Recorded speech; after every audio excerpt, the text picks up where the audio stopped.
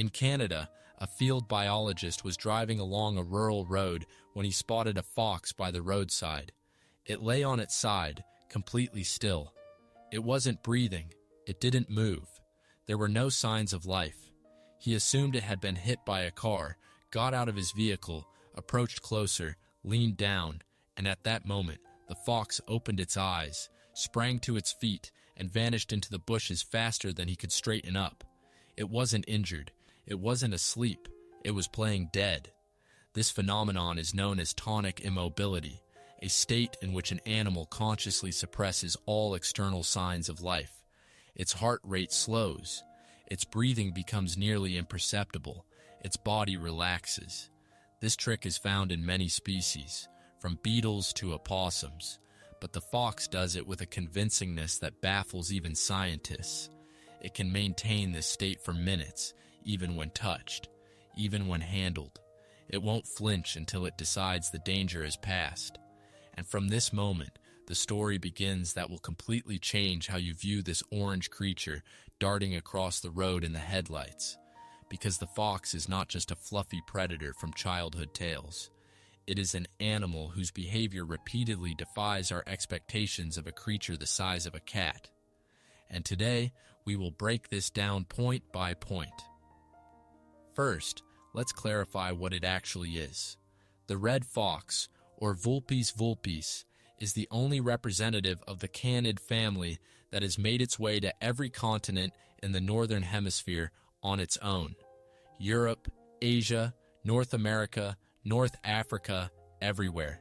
Then humans introduced it to Australia in the 1850s for sport hunting. The result was catastrophic.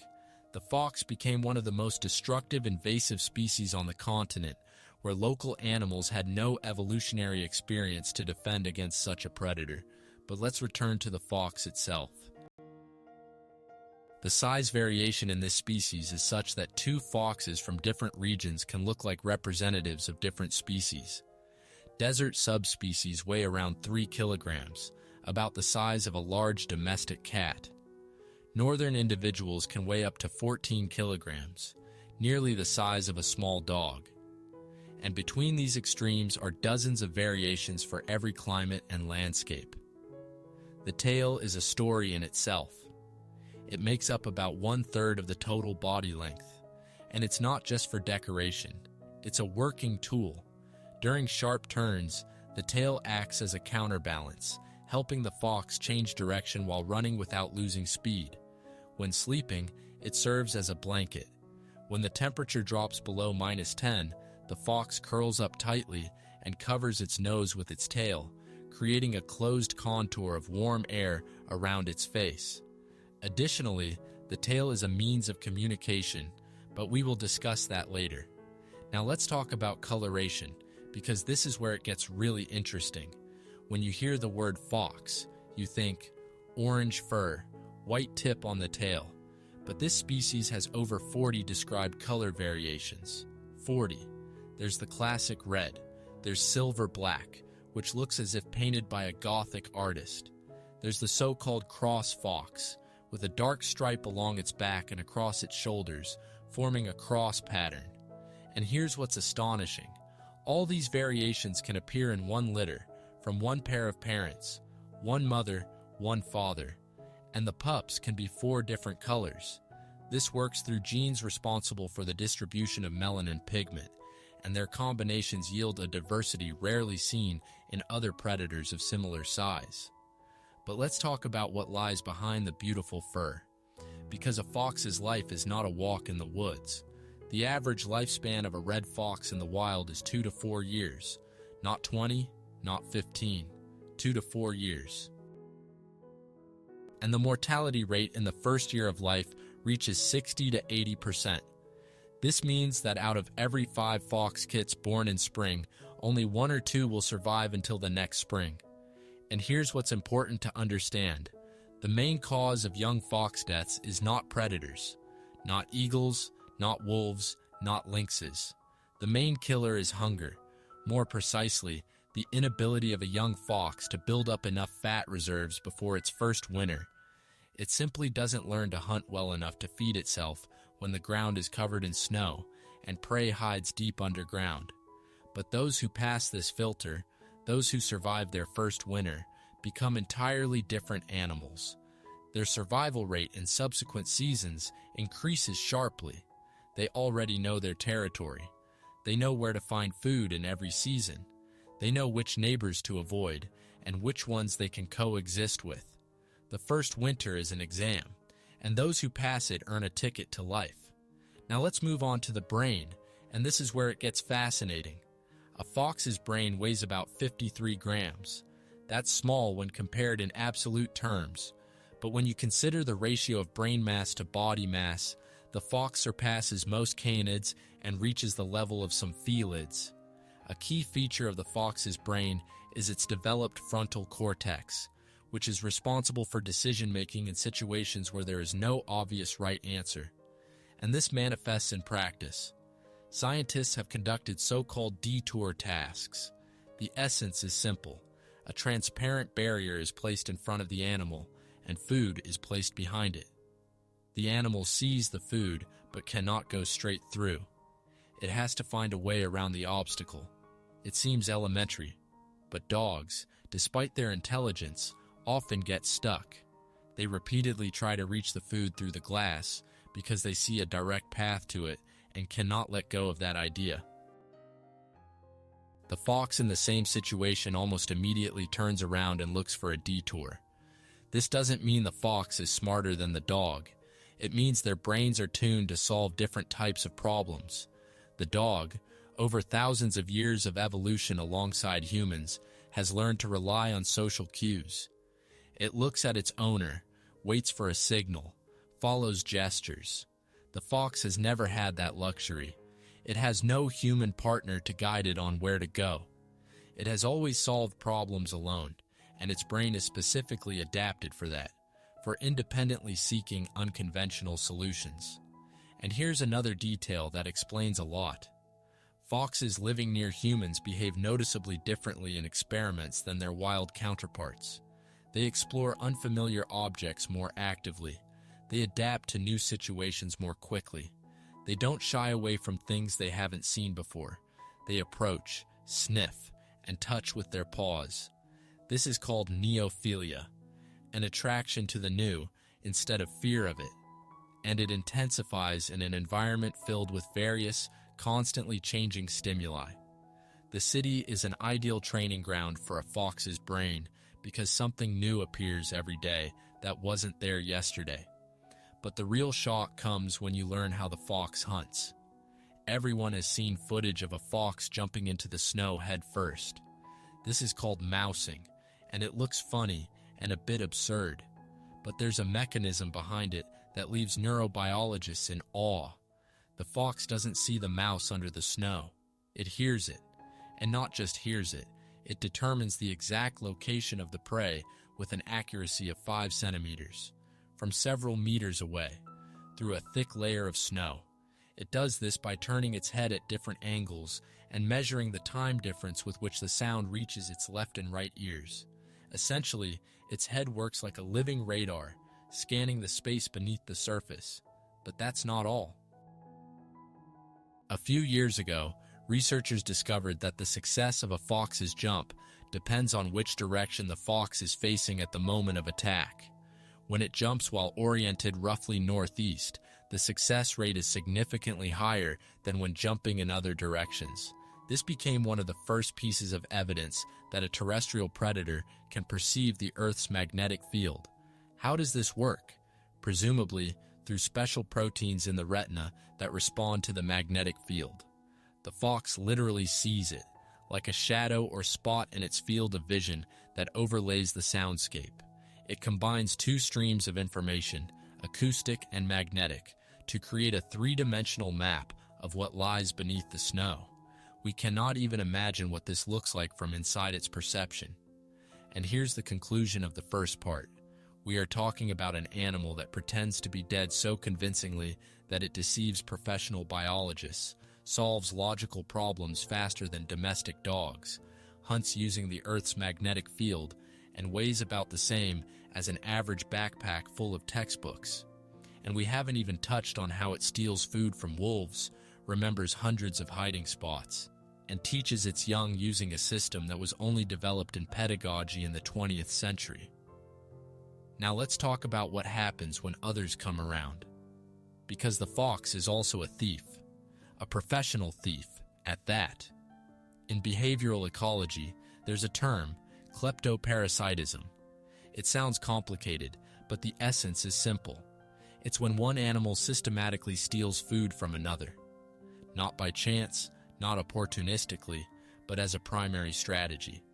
And the fox masters this art at a level that makes one ponder the boundaries of animal intelligence. Here's how it works. The fox sees that a wolf has brought down prey. It doesn't rush to the carcass. That would be suicidal. It begins to flit around the periphery. It appears at the edge of the wolf's field of vision, makes a sudden movement, and immediately retreats. The wolf turns its head. The fox is gone. It returns to the food. The fox reappears from the other side. Again a movement, again a retreat. It repeatedly provokes what's called an orienting response, an instinctive head turn towards the movement that the wolf cannot suppress. And at the moment the wolf is distracted once more, the fox snatches a piece of meat and disappears. But the most astonishing part isn't the trick itself, but what lies behind it. To pull this off, the fox must understand where the wolf is looking, not just see its eyes, but realize that the wolf is currently perceiving one part of the space and not another. It must model another's perception, construct a mental picture of what the other creature sees and doesn't see. This ability is called attention attribution, and it falls under a broader concept that scientists refer to as theory of mind, the ability to understand that another creature has its own perception, its own knowledge, its own worldview. For a long time, it was believed that only primates and crows were capable of this. The fox has expanded that list. But stealing food is only half the battle. It also needs to store it. And here, the fox demonstrates a system that is closer to logistics than to animal instinct. The fox doesn't stash its supplies in one place. It creates dozens of small caches scattered throughout its territory. Each cache contains one or two pieces of prey, buried in the ground or hidden under foliage. The logic is simple and ruthlessly rational. If a competitor finds one cache, they will get one piece. The remaining 20, 30, or 40 caches will remain untouched. This is a risk distribution strategy, and it works precisely because there are many caches and they are spread out in space. But here's what turns this into something more than just burying food. The fox remembers not only where each cache is located, but also what exactly is in it. And it chooses which cache to open first, depending on the current situation. A hungry winter, it goes for the most caloric cache. Plenty of food around, it retrieves something less valuable, saving the best for later. It remembers what, where, and when was hidden. Scientists call this what, where, when memory, and it is considered one of the building blocks of what humans refer to as episodic memory, the ability to mentally return to a specific event in the past. Among animals, this ability is rare. Now let's go underground, because the fox's den is also an engineering structure. A fox den is not just a hole in the ground. It's a multi-level system of tunnels with several entrances located at different heights. And this positioning is not random. The upper openings and lower entrances work together based on a principle in physics known as Bernoulli's effect. Wind passing over the upper opening creates a pressure difference and pulls air from inside through the lower entrances. The den ventilates itself without any effort from its owner. Some den systems exist for decades. They are passed down from generation to generation and gradually become more complex. Each new occupant adds passages, expands chambers, and creates emergency exits. Dens with more than 20 openings and a total tunnel length of over 30 meters have been documented. Moreover, foxes often don't even build a den from scratch. They take over and renovate others, such as badger or rabbit dens, expanding them to suit their needs. There are known cases where a fox and a badger lived in the same den system, just in different sections, hardly interacting with each other. And now, let's talk about family. And here, the fox breaks yet another stereotype, because most people consider it a solitary creature. The breeding season for red foxes occurs in January and February. Pregnancy lasts about 52 days. 4 to 6 kits are born, blind, deaf, and completely helpless. Their eyes open only on the 10th to 14th day, and from this moment begins a process that astonishes with its thoughtfulness. The male doesn't disappear after mating. He brings food to the nursing female and then gets involved in teaching the young. Here's how this education is structured. First, the parents bring the kits dead prey, so they get used to the smell and taste. Then they bring semi-alive prey, so the kits learn to finish the hunt. Finally, they bring live prey, and the young foxes must manage on their own. The difficulty increases gradually, step by step, from simple to complex. In pedagogy, this method emerged only in the 20th century and is called scaffolding, step-by-step support for the learner with gradual removal as competence grows. Foxes apply it without textbooks or courses, and its very existence implies that adult individuals somehow assess the preparedness level of their young and adjust the teaching accordingly. By 6 to 7 months, young foxes leave the parental home. Males disperse further away, while females often remain close to the mother's territory. And here's another surprise. In some populations, 1 or 2 non-breeding females live near the breeding pair, usually daughters from the previous litter. They help feed and guard the new kits without having their own this season. This is cooperative breeding, and its existence in foxes was long disputed until genetic analysis confirmed.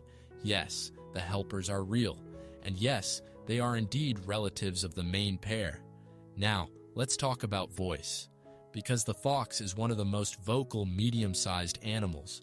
Its vocal repertoire includes 20 to 40 different types of sounds. There's the contact bark, short series of 1 or 2 syllables that family members use to communicate over distances so they don't lose each other. There's a warning signal for the kits, a sharp, abrupt sound that prompts the young foxes to dive into the den instantly, without hesitation. And there's the female's call during mating season, a piercing single scream that can be heard up to 5 kilometers away on a quiet winter night.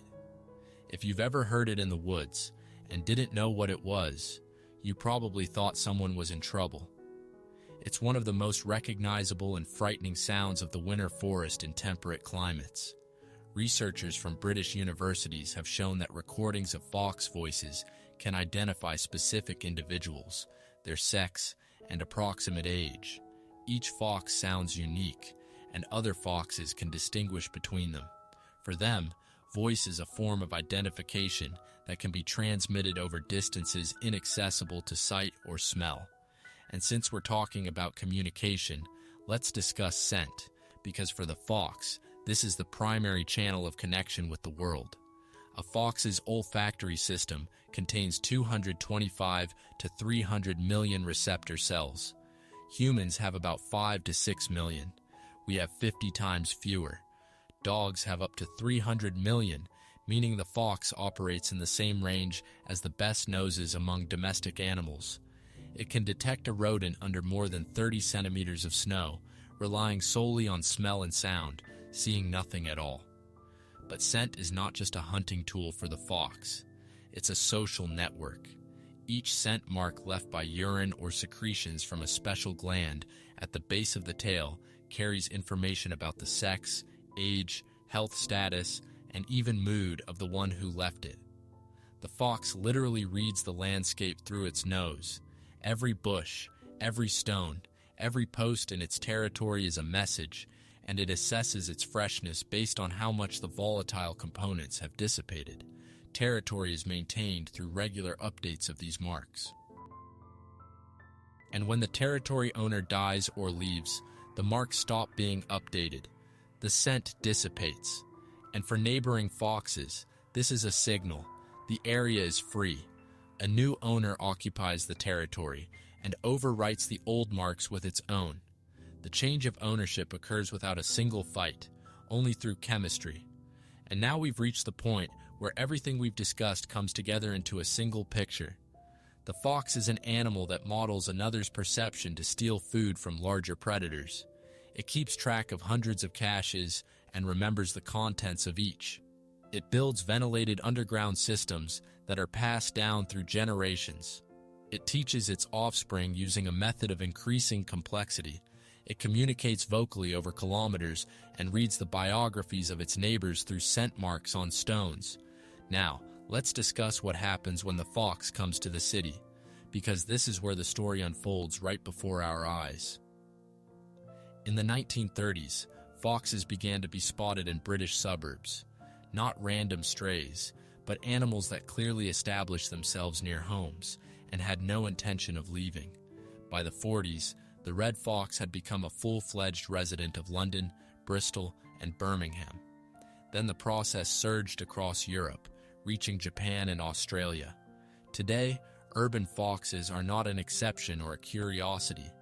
They are a distinct ecological reality, and it continues to expand. Why has the city proven so attractive? Because it solves the fox's primary problem, the unpredictability of food. In the woods or fields, every hunt is a lottery. A mouse might be under that bush, or it might not be. In the city, food appears in the same places at the same times. Garbage bins fill on a schedule. Restaurant containers are emptied and filled with a regularity that the fox memorizes in just a few days. Bird feeders attract rodents. Compost heaps teem with larvae, and picnic leftovers in parks appear every weekend. For an animal whose brain is tuned to remember patterns, the city is a buffet with a schedule. The results are impressive. The density of urban populations can exceed that of rural areas by dozens of times. Territories shrink to incredible sizes. An urban fox lives on a plot of 2/10 to 4/10 of a square kilometer, while its wild counterpart controls 2 to 10 square kilometers. 20 to 50 times less space, and yet more calories per square meter. But the most interesting findings came not from ecologists, but from morphologists, scientists who measure the shape and proportions of bodies. They compared the skulls of urban foxes with those of rural ones, and found changes that accumulated in just a few decades. Urban foxes have shorter facial structures, while their brain cases are wider. Their snouts seem to have tightened, and their heads have rounded. And here's why this is important. The same changes occur in animals in the early stages of domestication. Shortening of the snout, widening of the skull. These are classic signs that distinguish domestic dogs from wolves, domestic cats from wild ones. Some researchers directly use the term self-domestication, a process in which a species adapts to living alongside humans, not because humans are selectively breeding them, but because the environment around humans creates selection pressure. More docile, more tolerant, less fearful individuals survive better. And gradually the appearance of the species begins to shift. And this is where the experiment comes into play that ties all these threads together. 1959, Novosibirsk. Geneticist Dmitry Belyaev and his colleague Lyudmila Trut begin a project that will stretch over decades and become one of the most famous experiments in the history of biology. The idea was simple.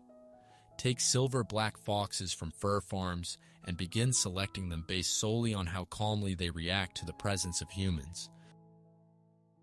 Not by size, not by fur color, not by fertility, only by behavior, only by their willingness to allow a human to come closer without panic. Each generation, only the calmest, most sociable individuals were selected for further breeding from all offspring. The rest were excluded from the program. Generation after generation, year after year, the same strict rule. Only those who are not afraid reproduce. After 8 to 10 generations, something began to happen that no one had selected for or planned. The foxes began to develop spotted coats. white spots on their faces, chests, and paws that were absent in the original uniformly black population. Their tails began to curl up. Some individuals developed soft, drooping ears instead of erect ones. Their snouts shortened. The foxes began to look like dogs. They wagged their tails upon seeing humans. They whined, begging for attention. They licked the hands of the experimenters. And all of this occurred without a single round of selection for appearance. Only behavior. The explanation that was ultimately found turned out to be elegant and simultaneously frightening in its simplicity. In embryonic development, there exists a group of cells, neural crest cells, that migrate throughout the organism during early stages and participate in the formation of various structures. They influence the adrenal glands, which control the fear and stress response. They affect the distribution of pigment in the skin and fur. They influence the shape of cartilage in the ears, snout, and tail. When selection reduces the level of fear, it affects the functioning of these precursor cells, resulting in changes not only in behavior, but literally everything these cells influence. One point of pressure, and a cascade of changes throughout the body. This explained a mystery that had puzzled biologists for decades: why all domestic animals resemble each other more than they do their wild ancestors. Dogs, pigs, cows, horses, goats, all have shortened snouts compared to their wild forms. Many have spotted coats, and some have drooping ears. These coincidences seemed random until the experiment with foxes revealed a common mechanism behind them. Selection for behavior automatically restructures appearance because behavior and appearance are tied to the same cells in the embryo. But it would be unfair to only tell the good about the fox, because this story has a dark side that directly concerns humans. The fox is a reservoir host for a number of dangerous diseases. The most well-known is rabies, a virus transmitted through bites that leads to death without treatment. But there's a threat that far fewer people are aware of, and it's somewhat more insidious. It's a parasite with a long Latin name, Echinococcus, which causes severe liver damage in humans. In Central Europe, 30 to 60% of foxes in certain regions are infected with this parasite. The parasite's eggs enter the environment through fox feces and can settle on berries, mushrooms, grass, on everything that grows close to the ground. Humans become infected by eating unwashed wild berries or mushrooms and may remain unaware of it for years, while the parasite slowly destroys their liver. This is a real risk, especially for those who forage in regions with high fox densities. Washing and cooking are the only reliable protections. But even here, there's a story that shows that problems created by nature can be solved intelligently. In the 1980s, a program was launched in Western Europe that sounds like a plot from science fiction. Thousands of bait laced with rabies vaccine were dropped from helicopters. Foxes found the bait, ate it, and gained immunity. The program operated for years, covering vast territories, and the results exceeded expectations. Fox rabies in Western Europe was virtually eradicated.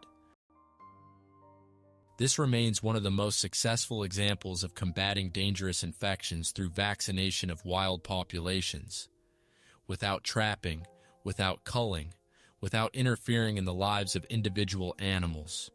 So, what do we have at this point? The fox hasn't just come to the city. It has begun to change within it, and these changes resemble the first steps of domestication. The Soviet experiment showed that domestication is not a millennia-long process, but a cascade that can be triggered over a few generations through a single point of pressure. And the diseases that the fox carries, humans have learned to control in ways that seemed impossible just half a century ago. We've come a long way. We've learned that the fox hunts using the Earth's magnetic field, steals food from wolves, teaches its young using a system of increasing complexity, changes the shape of its skull over a few generations of living in the city, and initiates a cascade of domestication through a single point of selection. All of this, facts that can be measured, weighed, and confirmed through experiments. And now we enter a territory where science honestly admits we know a lot, but not everything. Because the fourth part is about what it's like to be a fox from the inside. Let's start with how the fox perceives the world. And the primary channel here is not the eyes or ears. The main channel is the nose. A fox's olfactory system contains 225 to 300 million receptor cells. To give you a sense of scale, humans have about 5 to 6 million. We have 50 times fewer. Dogs have up to 300 million, meaning the fox operates in the same range as the best noses among domestic animals. It can detect a rodent under more than 30 centimeters of snow, relying solely on smell and sound, seeing nothing at all. But hunting is not even the main application of this tool. For the fox, scent is language. Each mark left by urine or secretions from a special gland at the base of the tail carries a dense packet of information. The sex of the one who left the mark, age, health status, readiness to breed, individual identity, a kind of signature unique to each individual, and the freshness of the mark. The fox assesses how much time has passed since it was made based on how much the most volatile components have dissipated. A fresh mark smells different from yesterday's, and both smell different from a week-old mark. Try to imagine this. You walk down the street and read a message on every post, every corner, every bush. Here was an adult male, healthy, passed 4 hours ago, territorial. The next post, young female, passed last night, not in breeding season. Another 20 meters down, stranger, male, marked 2 days old, likely just passing through. This is what a walk through the territory looks like for a fox. It reads the landscape through its nose as naturally as we read signs with our eyes. And the territorial system operates through this same mechanism. The boundaries of the territory are maintained through regular updates of marks. When the territory owner dies or leaves, they stop updating their marks. The scent dissipates day by day, and for neighboring foxes, this acts as an announcement. The area is no longer occupied. A new owner comes in and overwrites the old marks with its own. The change of ownership occurs without a single skirmish, purely through chemistry. And now let's discuss what happens when a fox encounters something that doesn't fit into its worldview.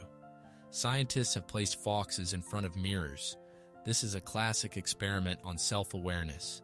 If an animal understands that the reflection in the mirror is itself and not another creature, it indicates a certain level of self-perception. Chimpanzees pass this test. Dolphins pass. Elephants pass. Foxes formally do not. But what they do is much more interesting than simply failing.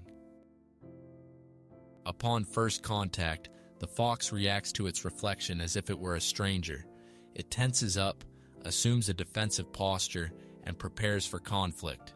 But after a short time, significantly faster than most other animals, it completely loses interest in the reflection.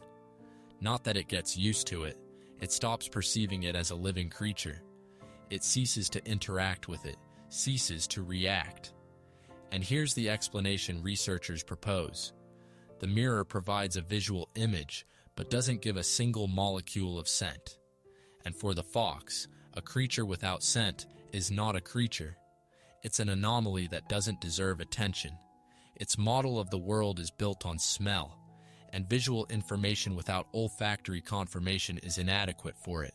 The self-awareness test designed for visual animals like monkeys may simply be irrelevant for a creature that lives in a world of scents. This doesn't mean the fox is less aware than a chimpanzee. It means we are trying to test its vision on an exam for hearing. But here's where the fox doesn't need any tests to demonstrate the complexity of its behavior. It's in play. Most animals play in childhood. This is logical and understandable.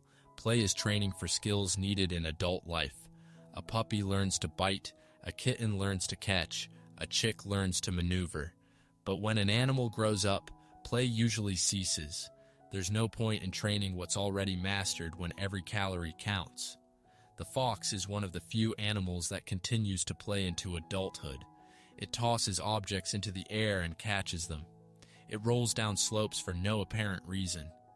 It provokes domestic dogs and even cats to play, using the play bow, a posture where the front legs are lowered to the ground while the back end is raised.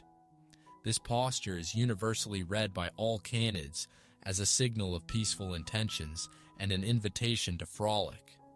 But even more astonishing is what foxes do with objects outside the context of play. They push stones. They carry around inedible items, pieces of plastic, rags, sticks that cannot be eaten and are pointless to hide. They touch unfamiliar mechanisms with their paws, flip objects over, and examine them from different angles. This is not hunting or preparation for hunting. This is pure curiosity, an interest in the object for the sake of the object itself, without any food or protective motivation. In behavioral ecology, such things are seen as a serious marker. Playing and exploring without a practical goal can only be done by an animal whose basic needs are met with a surplus. A hungry fox won't roll a stone down the road, but a well-fed, safe one with a learned territory will. And the mere presence of this behavior indicates cognitive flexibility, the brain's ability to switch from survival mode to exploration mode. Among animals, this is rare. And now we've reached the moment that is the hardest to discuss, because here science approaches the edge of what it can assert with confidence. Field observers have repeatedly documented the behavior of a female fox after the death of a kit. She returns to the body, sniffs it, leaves, and after some time comes back again. These visits can last more than a day, sometimes significantly longer. To call this grief would be a stretch because we don't know what the fox feels, but dismissing it as a simple reflex is also not possible because the data is more complex than any simple explanation. Here's a rational interpretation. In the fox's experience, immobility does not equal death. A sleeping animal is immobile. An ill animal is immobile. An animal in tonic immobility, remember the story from the first part, is also completely still, but it is alive and can spring to its feet in a second. The fox has every reason to check the status of a motionless body several times because in its world, the absence of movement guarantees nothing.